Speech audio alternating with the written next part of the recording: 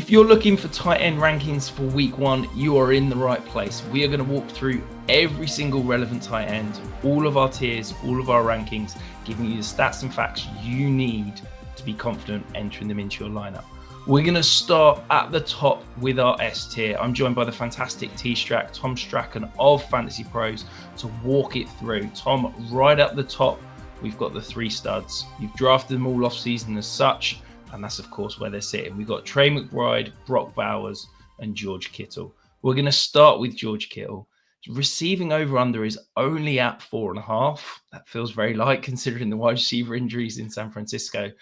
Do you have any concerns about spreading the ball around and potentially a difficult matchup with Seattle?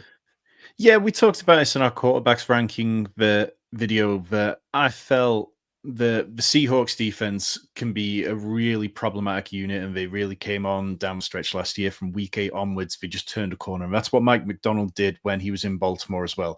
It's not an easy scheme, and it takes players time to adapt to it and work it out. And as they adapted to it, they just became really good, and I'm expecting it to become really, really good this year. Now, even with them only turning that corner at like week 8, the Seahawks only allowed 3 tight ends to score touchdowns last year. Of course, 2 of them were to George Kittle. So it's like George Kittle can find a way where a lot of other tight ends can't. And he's really developed into a touchdown scorer ever since Brock Purdy took the job in San Francisco. Like, he had 25 touchdowns in the last 3 years compared to 18 in the previous 5. So while George Kittle sometimes can give us those little dud weeks, I think at the minute, with no Brandon Ayuk, with Deebo Samuel traded, with Ricky Pearsall having had injuries during training camp, and Juwan Jennings having sat out of training camp, I expect this offense to very much run through George Kittle in the passing game this week. And then the other 2 guys, there's just no holes that I want to poke in them. Trey McBride had such strong reports out of training camp. Everything was going his way. If you just gave him his expected touchdown total last year of 8, he would have averaged 17.9 points per game. It's just got to happen sooner or later. And he earns targets at such a high volume. Brock Bowers earns targets at such a high volume. 3 different tight ends went over 85 yards against the Patriots last year. So I'm expecting Brock Bowers to have a good week straight from the get-go, simply because the additions that the Raiders have made, adding Geno, is huge. The Raiders ranked 4th in pass attempts, but in completion rate over expected last year. Minshew ranked 27th, Aiden O'Connell ranked 39th, Geno Smith ranked 4th. It's just hard to put into words how much of a better situation he's in. Absolutely. A lot was made throughout the offseason of snaps and snap location and how Michael Mayer was going to get worked in. To me, that's only a positive to Brock Bowers. If we see more Michael Mayer, it's not Brock Bowers leaving the field. It's Brock Bowers getting used in more advantageous positions, hopefully a higher slot rate, hopefully getting some creative positions where we can get him the ball in space and he can just dominate. So, those top 3, absolutely elite. I don't know about you, but this gap from the S tier to our A tier felt absolutely massive. I thought I could have ranked about 10 guys at tight end 4, but there was very much only those top 3. Coming in at our A tier, though, we have got Sam Laporta, David Njoku, Tucker Kraft. Do you agree with me that the gap between these 3 and those top 3 is huge?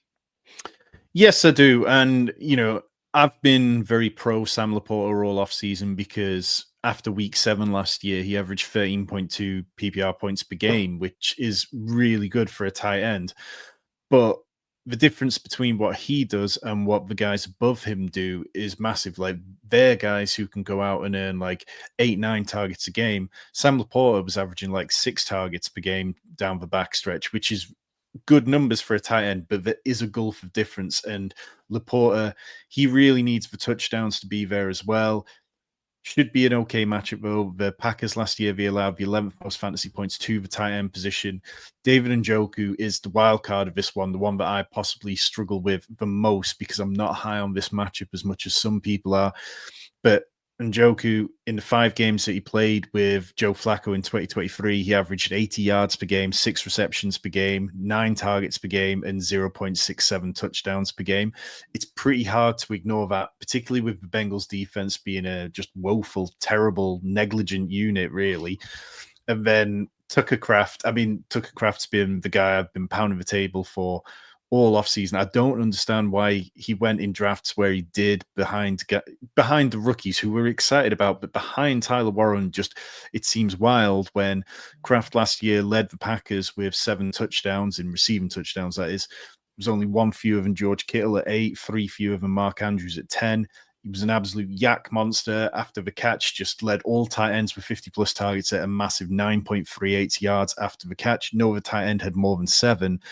So I just don't see a world where Tucker Kraft isn't a huge part of the scheme. And the Packers last year, they ran the ball at the 3rd highest rate, and they weren't a particularly pass-heavy unit. But this year, adding Matthew Golden kind of signals to me they want to be more aggressive like that.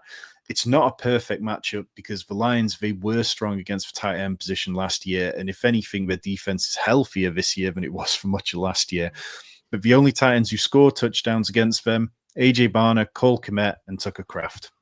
Yeah, I feel like I'm shouting into the abyss with this Packers offense, but Jordan Love was injured all of last year. I'm going to keep saying it. I talked through in our QB rankings video. I think this offense is going to be very, very different to the offense we saw last year. And on the Sam Laporte thing, I'm a lot lower than you are on him. I've got him as my tight end 7 this week. I'm just nervous about this entire Lions offense. I think Ben Johnson is phenomenal. I think the loss of him, the losses on the offensive line, I need to see it from the Lions before I can invest fully. So that's why I'm a little bit lower than you are on him. Moving into our B tier, this feels like it's touchdown or bust territory. We've got Travis Kelce, Mark Andrews, and then I didn't want to rank him here, but I felt like there was nobody else I could, Evan Ingram. Are we Travis Kelce, Mark Andrews? Is it just a case of these guys, they need a touchdown and they're probably the guys who are most likely to score touchdowns? I think it's definitely part of that. And touchdown scoring at the tight end position, people just don't give enough credit to just how important it is, because we're going to look back at the end of the season and anyone who got 6 or more touchdowns is going to have been very, very, very relevant at the fantasy tight end position, because guys just don't tend to score more than that. Now, Mark Andrews scored 11 touchdowns on 15 end zone targets last year. He ran incredibly pure. Travis Kelce obviously took a big step back last year, but what remains is the fact that these are guys who their quarterbacks love, their teams love, and they trust. Mark Andrews going into Buffalo is going to be a massive story for Sunday Night Football, but it should be easier for him because Isaiah Likely is going to miss out, according to reports. Yes, he didn't really get there in the volume last year, but I think that Lamar Jackson is somebody who's going to want to get Mark Andrews going again, want to get the feel-good vibes around him. Travis Kelce, I struggle with him more. I know you had him ranked as your tight end 5 this week. I had him down at my tight end 10. If people want those rankings, just hit the join button down below and you can join in Discord. We both have our rankings every week. But like among tight ends with 50-plus targets last year, Kelce ranked 15th in yards per out run. He only forced 3 missed tackles in the whole of last year. But the one that I can't get over is the fact that he ranked 26th out of 31 tight ends in yards after the catch. There's just no juice there. And it feels right to be ranking Evan Ingram with those guys because Evan Ingram lacks juice as well. Like, people have been wish casting this Joker role to him all offseason, and I've never seen anything from Evan Ingram that makes me think that he can be the Joker. He ranked 28th among tight ends in yards after the catch last year, so he was getting even less yards after the catch than Travis Kelce last year. Travis Kelce's 34. Ingram's only ever scored over 4 touchdowns just once in his career, and that was his rookie season in 2017. So I'm always looking for reasons to drop him. I think the Titans' defense is fairly good, but I couldn't move him any lower than this.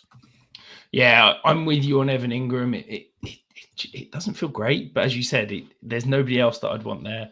Mark Andrews only had 5 receptions or more twice last year. Like, he does just feel touchdown or bust. But as you said, he's going to get a decent snap share. For me, Travis Kelce, it's just the lack of Rashee Rice. Last year in games with Rashee Rice, he averaged 5 PPR points a game. Without Rashee Rice, he averaged 13.6. Like, I just think that the Chiefs are going to have to use him underneath and in the middle of the field without Rashee Rice. So that's kind of where I'm a little bit more confident and higher than you are. Moving into our C tier, we have find TJ Hawkinson, Zach Ertz, and then our first rookie, Tyler Warren. We've both got him inside our top 12. You probably drafted him as your tight end 1 in a redraft league. Daniel Jones should help, given his lower A dot, shall we say, than Anthony Richardson. Do you think you can trust him and enter in your lineup week 1, or do you want to see it before you do so? If you drafted him as your tight end 1, which most people did because his ADP was kind of around tight end 10 by the time that things were said and done, then I think you kind of have to. Or if you're not taking him there, maybe it's Dynasty and maybe you've got a better option, or maybe you double tap tight end and then very, very quickly grab somebody else, or you're just happy to stream someone. But look, I mean, starting rookie tight ends is always going to be risky. Did a video on the channel about that earlier in the offseason, but there's been this steady uptick in them. And the guys with the high draft capital I want. Tyler Warren knows how to score touchdowns. He scored 20 touchdowns over the last 2 years. This Colts offense last year wasn't what Shane Steichen wants it to be. He wants to play fast, going back to when he was with the Eagles. And even last year, he slowed things down for Anthony Richardson, but they still ranked top 10 in neutral pace and play clock seconds remaining. So I think that there's plenty of juice there for Tyler Warren this week. I mean, the Miami defense looks absolutely atrocious, and I think it wouldn't be surprising if we see him kind of like in a Taysom Hill role where he gets a little bit of those tush pushes around the goal, because that's something which he's done in college. He's taken those kind of wildcat snaps. Yeah, absolutely. So manufactured touches would definitely boost that production. Worth pointing out, Dallas Goedert, Jake Ferguson would probably be in this, but we're not talking about the Thursday night players. Moving into the D tier now. Hopefully you've got one of those top 12 tight ends, but if you are scrambling around, we've got Dalton Kincaid, Hunter Henry, and then the second rookie, Colston Loveland. Tom, have you got any hope? I know you're a big Loveland guy. You got any hope that he could hit the ground running immediately? I think the Bears offense in general is one which I expect a little bit. They're going to take their time to get going, because reports out of training camp definitely haven't suggested that they were looking fantastic. I mean, right towards the end, we got some positive stuff around Caleb Williams. That Ben Johnson was saying that he'd been on the best streak that he'd seen since he got there, blah, blah, blah.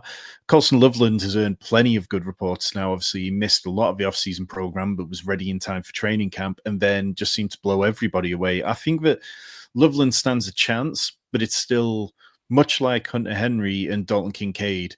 It's the touchdown kind of thing. You could probably not going to see him have more than 35 yards, which 35 yards as a tight end tends to be a pretty good result some weeks. And if you can do that on 3 or 4 catches, then you're looking at 8, 9 points or something.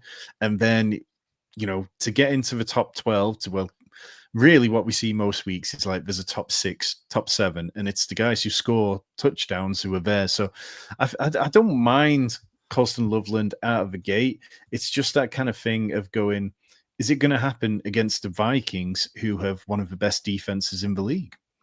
I think for me, the interesting thing is against this Vikings defense, you saw a lot of teams create, screen plays and kind of those artificial touches to keep the defense honest. In theory, that could potentially benefit someone like Colston Loveland. But you look at the offense, you've got DJ Moore, you've got Letha Burden, you've got DeAndre Swift. Yeah. I don't know if those touches are going to Loveland. If they do, I'd have him a lot higher. But yes, sadly, you've got to have him outside those top 12 and all the way down here. And that's the kind of the argument for him, because Ben Johnson with Sam Laporta in his rookie season was doing those kind of things, putting Sam Laporta in motion and designing plays for him. But during the offseason, we've seen reports that DJ Moore's been lining up in the backfield. Obviously, Letha Burden is very much in that sort of mix as well for those kind of design touches. So would it be surprising if he came out and he just tried to confuse the Vikings and be as multiple as possible to get a kind of respectable performance in week 1? No, but I'm not quite there on Colston Loveland this week. Hopefully we just get some easier matchups in the coming weeks and we can start putting him in the lineup. Absolutely. And if you've made it 15 tight ends into a weekly tight ends ranking show and you've not hit the subscribe button, what are you doing? You're obviously enjoying the content. Hit subscribe. We're going to be doing every position every single week of this season. Our final tier, we've got the E tier. This is some of our dart throw territory, shall we say. We've got Brenton Strange. He's my sleeper of the week. I think we saw a nice little trend back end of last year when Evan Ingram got out. 2 games over 10 points. I think this offense takes a step forward. You've also got Chiga Okonkwo, Kyle Pitts, Pat Freiermuth, Jatavian Sanders, Mike Gesicki, Dalton Schultz, and Jonnu Smith. Anyone that you particularly jumps out at you there, Tom? Well, I think we need to talk about Pat Freiermuth, because you're quite a bit higher on Frymouth than Jonnu Smith. What is it that's kind of leading you towards Pat Frymouth being the more fantasy relevant guy from the get-go than Jonnu Smith, Arthur Smith's guy? I think that just the athleticism the Jets have in the linebacker and safety room, the manufactured touch guys don't tend to do so well.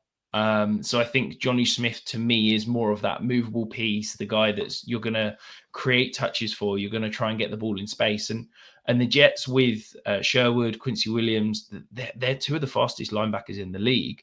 And those guys tend to struggle against the Jets. Where the Jets do struggle is against the big physical inline guys who can box out and kind of score touchdowns. And that's to me where Pat Freiermuth does. So I think that, we're looking at Freiermuth for a touchdown, and that's why I'd have him over Jonnu Smith. Fair play. And that is it. Tight ends ranked. If you want to find more positions, come join us. We're ranking every single position every single week for the rest of the season.